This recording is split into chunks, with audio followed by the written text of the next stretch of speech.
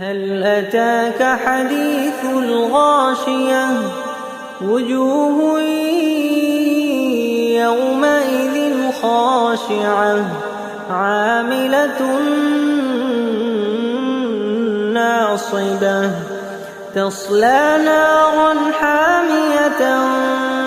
تسقى من عين آنية ليس لهم طعام إلا من ضريع لا يسمن ولا يغني من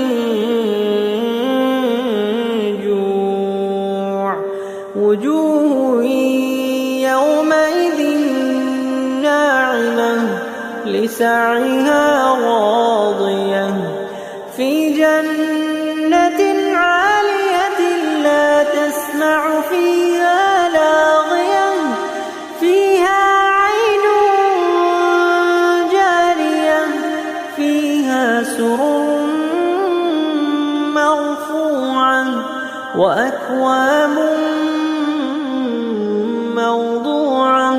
ونمارق مصفوفة وزرابي مبثوثة أفلا ينظرون إلى الإبل كيف خلقت وإلى السماء كيف رفعت وإلى الجبال كيف نصبت وإلى الأرض كيف سطحت فذكر إنما أنت مذكر لست عليهم بمسيطر إلا من تولى وكفر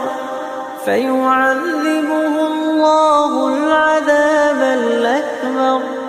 إن إلينا إيابهم ثم إن علينا